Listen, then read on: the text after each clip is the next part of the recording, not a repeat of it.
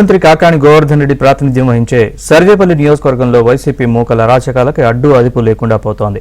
మనుబోలు మండలం కట్టువపల్లిలో మాజీ మంత్రి సోమిరెడ్డి చంద్రమోహన్ రెడ్డిపై గడ్డపారతో హత్యాయత్నానికి పాల్పడ్డారు వైసీపీ కార్యకర్తలు. అనంతపురం, కడపని మించి సర్వేపల్లిలో అరాచకాలు సాగుతున్నాయని సోమిరెడ్డి అన్నారు. గడ్డపారతో తమపై హత్యాయత్నానికి పాల్పడితే టీడీపీకి చెందిన 13 మందిపై నాన్ బెయిలబుల్ కేసులు పెట్టారని తెలిపారు. జగన్ ప్రభుత్వంపై సొంత పార్టీ నేతలు, కార్యకర్తల్లోనే వ్యతిరేకత మొదలైందని, టీడీపీలో చేరే వారి సంఖ్య రోజురోజుకి పెరుగుతుందంటున్న సోమిరెడ్డితో మా ప్రతినిధి Mahesh Babu face to face. Nellore జిల్లాలో రాజకీయ సమీకరణాలు శరవేగంగా మారిపోతూ ఉన్నాయి. గతంలో జగన్ ప్రభుత్వం మీద ప్రజలకే వ్యతిరేకతను భావించారు. కానీ వాళ్ళ రోజున ఎక్కడ చూసినా కూడా ఉమ్మడి నెల్లూరు జిల్లాలో 10 నియోజకవర్గాల్లో కూడా వైసీపీ శ్రేణుల్లోనే నేతలు, కార్యకర్తల్లో నైరాశ్యం నెలకొంది.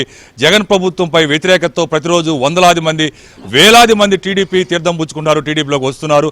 ఈ క్రమంలో వైసీపీలో రోజు రోజుకి కూడా అరాచకాలు సృష్టిస్తున్నటువంటి పరిస్థితి, అదంతా కూడా సహించలేక చివరాఖరికి మాజీ మంత్రి సోమిరెడ్డి చంద్రమోహన్ రెడ్డి మీదే హత్యాయత్నాన్ని కూడా ఒడిగట్టారంటే నెల్లూరు జిల్లాలో పరిస్థితులు ఏంటో అర్థం చేసుకోవచ్చు. మనతో పాటు సోమిరెడ్డి ఉన్నారు, వారిని అడిగి మరిన్ని వివరాలు తెలుసుకుందాం. ఏమంటారు సార్ నిన్న జరిగిన ఇన్సిడెంట్ మీద? దురదృష్టం. ఫస్ట్ టైం ఇన్ని సంవత్సరాలు మేము రాజకీయాల్లో ఉంటే గడపార్లు ఎత్తుకొని మా మీదకి రావటం, కారణం లేకుండా ఒక మంచి ప్రోగ్రాం అది. కట్టుపల్లిలో మేము అందరూ స్వాగతం పలికారు. ఒక అతను వచ్చి వీరంగం ముందు రోజు ఫ్లెక్సీలన్నీ పగలగొట్టేశాడు. ఆయన మీద ఎవరు కంట్రోల్లే. మార్నింగ్ మళ్ళీ ఫ్లెక్సీలు పగలగొట్టాడు. మళ్ళీ మేము వచ్చేటప్పుడు మా ఎదురుగా వచ్చేసేసి ఆ టపాసులు కాలుస్తున్నాడని వచ్చి కొట్టాడు. అన్నీ ఓర్చుకున్నారు. తర్వాత మేము గుడిలోకి పోయినాం. గుడి నుంచి బయటకు వచ్చాం. ఒక గడపారు తీసుకొని వచ్చేసాడు పైకి. అక్కడ ఉండే వాళ్ళు కంట్రోల్ చేయకపోతే అతన్ని పట్టుకొని నెట్టేసేసి తరిమేశారు. మళ్ళీ మన నాయకుడి ఇంటికి పోయి అతన్ని కొట్టాడు. ఆడవాళ్ళు చీపురు గడ్డలు తీసుకొని తరుముకొని కొట్టారు. మళ్ళీ ఫైనల్గా మంత్రి ఏం చేస్తాడు, మనవాళ్ళ మీద అతను గడ్డపారు తీసుకొని దాడికి వస్తే 13 మంది మీద 307 హత్యాయత్నం కేసులు పెట్టిస్తాడు.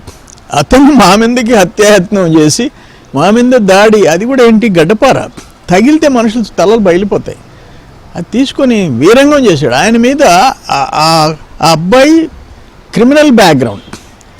ఒక అనంతపురంలో, కావల్లో, చిల్లకూరులో, ఎక్కడ ఈ 3 ముక్కలాట్లు, డైమండ్ డబ్బాలు, వీటన్నిటిలో కేసులు ఉన్నాయి.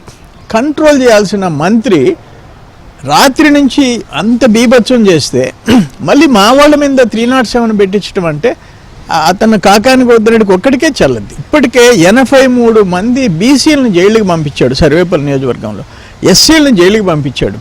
మనుషులను చంపేసిన వాళ్ళని సపోర్ట్ చేశాడు. ఇది దురదృష్టకరమైన పరిస్థితి ఒక్క సర్వేపల్లిలో ఉంది. బహుశా స్టేట్లో ఇంకో దగ్గర ఉందని నేను అనుకోవటంలే. సార్, ఈసారి ఎన్నికలు అసలు ప్రశాంతంగా జరుగుతాయా అని అనుమానాలు వస్తున్నాయి. ఇప్పుడు వ్యవసాయ శాఖ మంత్రి కాకాని గోవర్ధన్ రెడ్డి స్వయంగా పోస్టింగ్లు పెట్టడం, అంటే రకరకాలుగా రెచ్చగొట్టే ధోరణిలో పోస్టింగ్లు పెట్టడం కానివ్వండి, స్వయానా సీఎం జగనే షర్టు చేతులు మడత పెట్టండి అని చెప్పడం, ఈ పోకళ్ళు ఏ పరిణామాలు దారితీస్తాయి? ఎన్నికల కమిషన్ ఏ విధంగా వ్యవహరిస్తే ప్రశాంతంగా ఎన్నికలు జరుగుతాయి?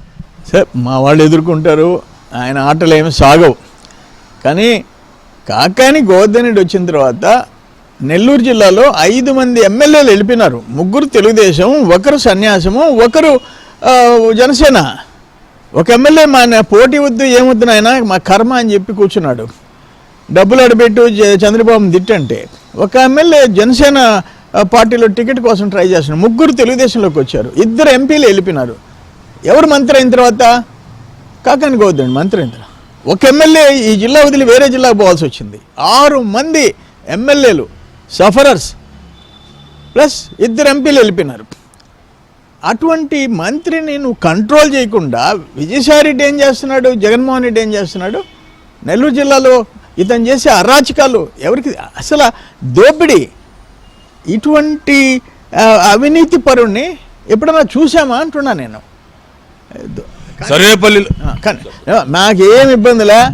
మా వాళ్ళు తెగబడి ఉండారు, కక్షతో ఉండారు. అతన్ని చేసిన అరాచకాలకి ఎలక్షన్లో ఓటు ద్వారా బుద్ధి చెప్పాలని ఉండారు. డెఫినెట్గా జరిగి తీరుతుంది. సర్వేపల్లిలో ప్రజల్లో, వైసీపీ శ్రేణుల్లో రోజు రోజుకి కూడా జగన్ ప్రభుత్వంపై వ్యతిరేకత రావడంతో వాళ్ళంతా కూడా పెద్ద సంఖ్యలో టీడీపీ వైపు వస్తున్నారు. అది సహించలేకే ఇలాంటి అరాచకాలు రోజు రోజుకి కూడా పెరిగిపోతున్నాయని మాజీ మంత్రి సోమిరెడ్డి చెప్తున్నారు. అయితే వీటన్నిటిని కూడా ఎదుర్కొనేదానికి సిద్ధంగా ఉన్నామని చెప్పి ఆయన ధీమా వ్యక్తం చేస్తున్నారు. ఇది కొన్ని పరిస్థితి. వీడియో జర్నలిస్ట్ రాజ్ కుమార్తో మహేష్ బాబు, ఏబిఎన్.